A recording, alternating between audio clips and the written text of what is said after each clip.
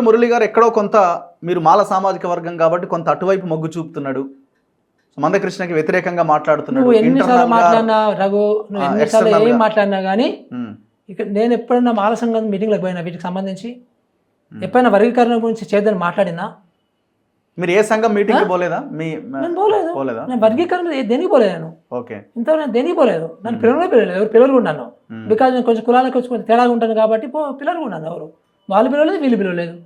నేనంటాను మరి ఇప్పుడు ఇదే మాదిగా మనం చేశారు కదా, నన్ను ఎందుకు పిలవలేదు అసలు? వాళ్ళు నన్ను పిలిచి నన్ను అడగచ్చు కదా. నన్ను మీరు పిలిస్తే పోయేవాళ్ళ? పోయేవాడిని ఏమో, ఎందుకు పిలవలేదు అంటున్నాను నేను కదా. ఇప్పుడు అన్ని కులాలను పిలిచాను, నువ్వు మాలని ఎందుకు పిలవలేదు? అసలు నేను మాలని చెప్పుకోవడానికి కూడా పెద్దగా నాకు అంత కులపిచ్చి లేదు, to be frank with you. అందుకే మా మాలోళ్ళు కూడా నన్ను ఆల్మోస్ట్ వదిలేసినట్టే, టు బి ఫ్రాంక్. సో పిల్లలు కదా పాపం, వాళ్ళు కూడా పిల్లలు, నన్ను డిస్టర్బ్ చేయరు నన్ను వాళ్ళు.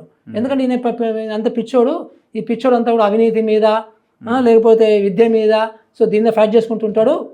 సో నేను చేసినటువంటి 25 సంవత్సరాలు గ్రామీణ జీవనోపాధి మీద చేశాను. సో మహిళా సంఘాల మీద చేశాను. ఎప్పుడైనా విన్నారా నా గురించి ఎస్సీ పక్షపాతాన్ని? ఏ గ్రామంకి వెళ్తే ఆ గ్రామంలో ఉన్నటువంటి వాళ్ళు ఎవరో అతి పేదరికంలో ఉన్నారు, అక్కడి నుంచి స్టార్ట్ చేయమని చెప్తాను ఏ స్కీమ్లో ఉన్నా కానీ.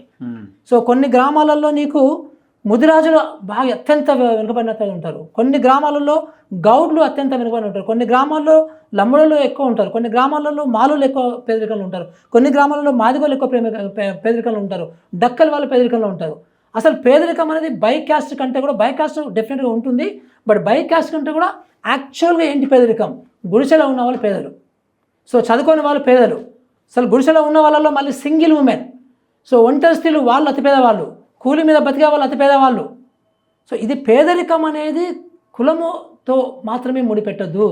సో అందుకే నేను ఈవెన్ క్రీమీ లైన్ కూడా ఇంప్లిమెంట్ చేయమంటున్నాను, ఎస్సీలలో కానీ ఎస్టీలలో కానీ పెట్టాలి, బరాబర్ పెట్టాలి. ఎందుకంటే ఒకటే కుటుంబం ఎంతసేపు ఎన్ని రోజులు సింపుల్గా ఒకసారి గవర్నమెంట్ బెనిఫిట్ వస్తే, ఎనీ జాబ్ వస్తే వాళ్ళని పక్కన పెట్టండి, మొత్తం రాని వాళ్ళని ముందు పెట్టండి. ఎందుకంటే వీళ్ళ పిల్లలందరూ కూడా ఇంగ్లీష్ మీడియంకి వెళ్ళిపోతున్నారు, వీళ్ళ పిల్లలందరూ ప్రైవేట్ స్కూల్కి వెళ్ళిపోతున్నారు, వీళ్ళందరికీ కూడా చదివించుకునే స్తోమత ఉంది. ఇంకెన్ని సంవత్సరాలు వాళ్ళే పెడతారు, అంతే బోగస్ ఇది అంతా కూడా. సో క్రీమీ లేయర్ పెట్టద్దు అనేది, క్రీమీ లేయర్ పెట్టాలి, బరాబర్ పెట్టాలి, బీసీలో పెట్టాలి, ఎస్సీలో పెట్టాలి, ఎస్సీలో పెట్టాలి. కొన్ని కుటుంబాలు ఎన్ని సంవత్సరాలు బెనిఫిట్ పొందుతారండి? తప్పు కదా అది. సో ఇది ఈక్విటీ ప్రిన్సిపల్ నేను నమ్ముతాను, ఈక్వాలిటీ, ఈక్విటీ, సమన్వయము. సో ఇలాంటివన్నీ కూడా నేను నమ్ముతాను స్ట్రాంగ్గా. అదే రాజ్యాంగం చెప్తుంది, స్ఫూర్తి అదే.